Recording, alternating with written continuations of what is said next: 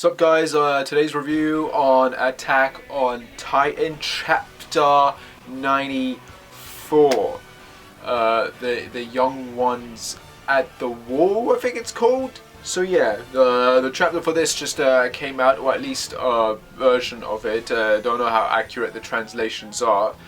Before I get started, I just want to quickly say thanks for the shout out guys on the last chapter that I did, a live reaction on it anyway. I didn't notice this character that was there watching Reiner and the others, and he's clearly suspicious because he's got the armband on the wrong side of his arm. And you know, I didn't realize that, but you guys spotted it. And yeah, this is very important. It seems to be a very important character. Who it is, I don't know, but this chapter sort of clarifies things a bit more.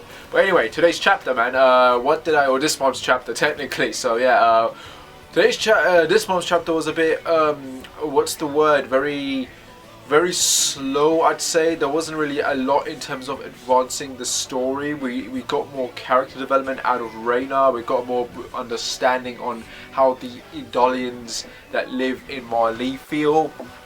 And yeah, a lot more depth with Reiner's character actually, which was very surprising. So yeah, first of all, we find out that, the train arrives safely to Liberilo or Riobiro, what the hell they call it. There seems to be different translations on this. And everyone comes out. You see all the Titan shifters, Reiner, Zeke, Peckham, Galliard, and who else is? Oh yeah, it's just them lot, isn't it? Because the others are pretty much Bertrand and Reiner. They're gone. And then of course you got Gabby, Falcon, Colt. And they're going home basically, and they're going through the streets where the Marlene all live, and you get the dirty looks from these people. Gabby seems to be the only one that's very happy-go-lucky and that, shouting out that we're back. And yeah, obviously Falcon is, he's remembering the conversation that he had with Reiner about protecting Gabby and him inheriting the armored Titan form. Now, what's interesting is that they get to where all the Idolians basically live, and they're separate. As we all know from Grisha's flashback, they're all disconnected. They don't all live together. So they arrive there. They go inside where they all meet their family, and we meet Reiner's mother. We meet Gabby's parents. We meet Zeke's. We find out that Zeke is pretty much living with his grandma and grandpa, and we also find out that Reiner and Gabby are cousins, so they're related. And we also see Falcon and Cold and his parents, but Falcon decides to go and check on the injured Idolian soldiers. And this part is very interesting because he's talking to this guy who's pretty much leading him to the hospital, since these guys are wounded and they're not going to be fighting anymore. They're done basically. Makes you curious what they're going to do with them if they can't fight. Are they going to just let them live out their lives here safely, or are they going to kill them perhaps? We don't know. But we do see this one person in the queue, in the line, and he's got no leg. He's an amputee, and the dude that's leading him to the hospital ends up scaring them. They all fall down as a joke, and Falcom's just checking up on them, and he goes to this dude, and it's the same dude from last chapter. We didn't get a good look at his face, but we know that he had the armband on the wrong arm, and Falcon pretty much goes up to him, helping him, and he's like, you're wearing the armband on the wrong arm, and he helps him, and he puts it on the right arm, and he tells him that his fighting days are now over. You can relax now, it's over now.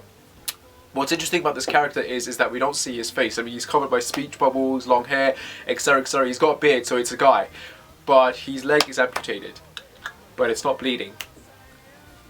It must be Eren. I know, well, my first thought was, at least from last month anyway, was that it could potentially maybe be either Levi or maybe even Connie, who let his hair grow out and that. But this dude has an amputated leg.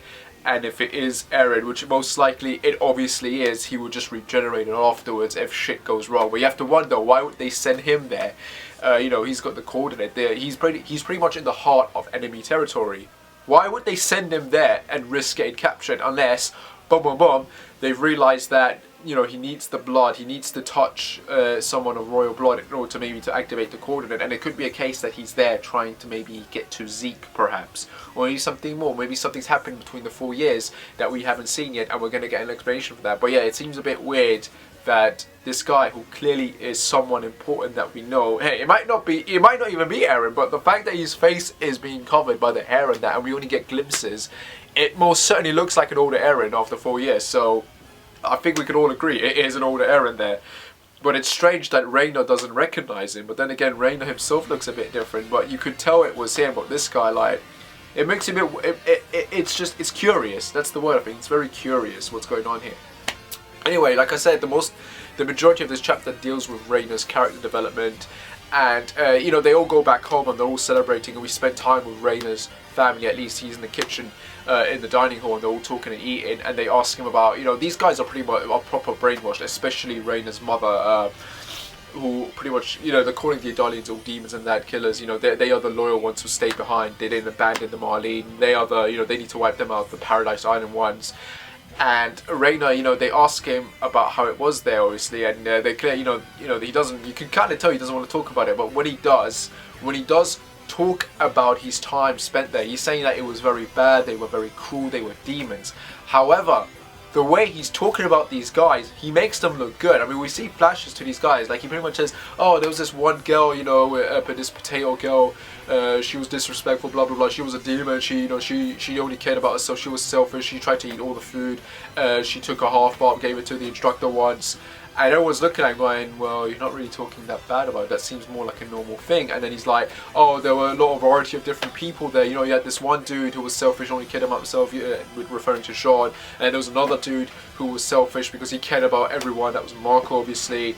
And then, you know, he brings up Yami, and that, again, in terms of variety of different people there. And he's pretty much remembering the good times. He's remembering these people as friends. But the way he's talking about them, he's trying to make them look bad. But it clearly isn't working, because you can kind of see the reactions of his family members, and they're like, what's he going on about? You even got Gabby going, but a variety of people, but isn't everyone on that island demons? Like, isn't everyone there evil, bad, and that, etc., etc.? And it's like, you know, you can kind of see Reiner's thought process. I mean, you can make the argument that that's his soldier personality coming through, but I think it's more a case of, you know, he's starting to understand, because you even got Falcom earlier on saying that, you know, he wants to help all the Idalians, right? And he doesn't just say the Marley Idalians, he wants to help all the Idalians. So it could be a case that Reiner has found out that Falcom has this viewpoint, this attitude, and he wants to work with him perhaps in order to somehow help out, maybe. Because Reiner, at this point, I think we can all agree, understands how brainwashed and how propaganda the Marley are now, and that he realizes the truth. I mean,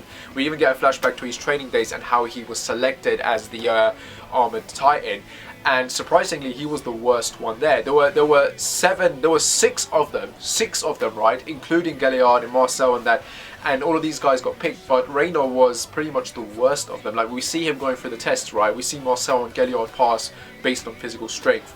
Peckham's, the Mule Titan, she passes based on her intellect. We don't see what technically she did, but I guess it was exams and tests and that. Bertolt was the best marksman, so he passed based on that. Annie, hand-to-hand combat.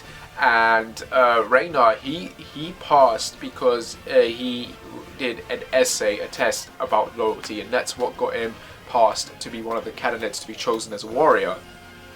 And he has this little confrontation with Goliath, who at first before, you know, this dude's pretty much upset because Reiner is the reason that his brother died. But no, Goliath, or Pecoro, or whatever he's called, Pig, or whatever, he was pretty much an arsehole from the very beginning. So this guy is a prick, hands down. Like, it doesn't even matter that his brother was alive, he was a prick from the very get-go.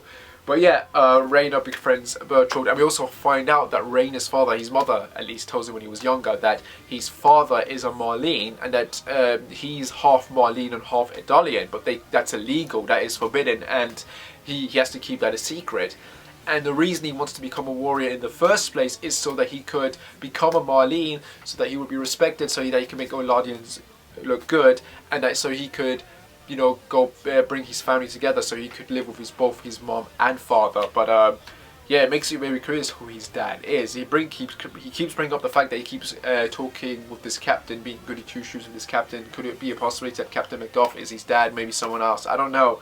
But yeah, at least you understand Reiner a bit more, and especially it ties in with Reiner's character when he was helping the Survey Corps, when he was helping Armin, when he was helping Connie. This dude was bad at what he did, and when Marcel died, he had to take over that leadership role. And then obviously, you know, he helped Armin during his training because that was pretty much him during that time. No one helped him. And the reason him and Bertold especially said that they had such a good time with these guys during, you know, that those 3 years that they trained together was the best time of their lives, is because it really was. I mean, when you compare it to the training they underwent with the Marley, it was horrible. There was no real camaraderie going on there. But here there was. Everyone cared about one another. And that goes a long way of showing the values that you know, Reiner at least learned from them, and the fact that he's remembering them a lot more. And again, the contrast between him and Eren is just immense. I mean, this was a guy who just wanted to have a dad and be with everyone. He wanted to be respected. And he had no idea that life was like this. He had no idea about the island. He had no idea that these guys weren't bad people. And yeah, it's sad, really. It makes you feel for Reiner now. You get a lot more understanding now why he is the way he is. And it's really, really sad. And I've been saying from day one, I do think Reiner is going to be the one to join the good guys when it comes down to it. So yeah, I can see him definitely turning sides and helping these guys out, because rightfully so, he's seen the truth and he knows what it is now. So the Marley are basically full of crap. But yeah, it's a very sad chapter, and it's an enlightening chapter. We also get this little moment of Annie when she's stepping on a bug, where she just doesn't kind of mind, and it makes her kind of feel, it's sort of a nice contrast or parallel or symbolicness in terms of what she did with Petra and all the others. So yeah, Annie definitely had that sort of attitude at that age as well. But yeah, I'm very curious to learn more about her as well when we get to it. But yeah, this chapter was very enlightening in terms of Reiner's character and setting that up, and also setting up this mysterious character who is most likely Eren.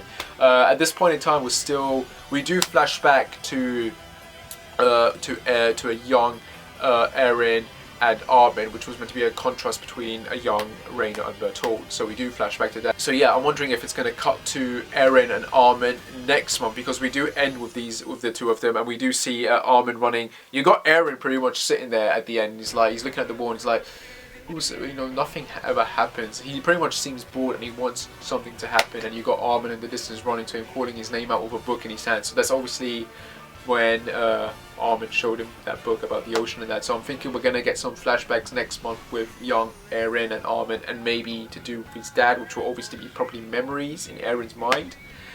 And then I think we're going to cut to these guys being older now. So yeah, I'm thinking next month we're going to see these guys. But in terms of setting up a big cliffhanger, and considering that this was the end of the current volume that we're on, I'm pretty much lost count. We're on volume 22 or 23. Well, I lost count. But yeah, it's going to be very curious to see where the story is going to go now. And where I do think we're still going to be with the Marley. We're going to get more character development with these guys. We still have no idea what the 9th Titan is, and also the Marley are supposed to have 7 of them, right? And yet they only picked 6 candidates. What happened to the 7th? What's going on there, right? Did they even have a 7th? Is it a lie? Do they not have 7 Titan shifters? In which case, who does have it? Or is it a case that the person who owned it died, and for us it's gone to the nearest baby perhaps, and they're waiting to find out who that is so they can take them and grow them? Or what's going on? We don't have a confirmation on that yet, but yeah, it's very interesting when you start thinking about it and putting it all together. But yeah, as a whole, it was a good character chapter wise. But in terms of advancing the plot, it's doing it very, very, very, very slowly. It's leading the seeds, definitely, in terms of Reiner's character redeeming himself. But in terms of setting anything major up, we haven't seen what that could potentially be yet. But I will say this: if that is Eren, if the crippled dude, amputee dude, is Eren, why is he there? Are the others there already? It has been 4 years. A lot could have happened in those 4 years. So it makes you wonder: is everyone actually there right now, and they're just preparing to attack these guys? Very curious indeed. And yeah, as a whole, very, very decent chapter. Can't wait to see what happens next. And as always, guys, like and subscribe, whatever. And I shall see you when I shall see you. Take care and bye.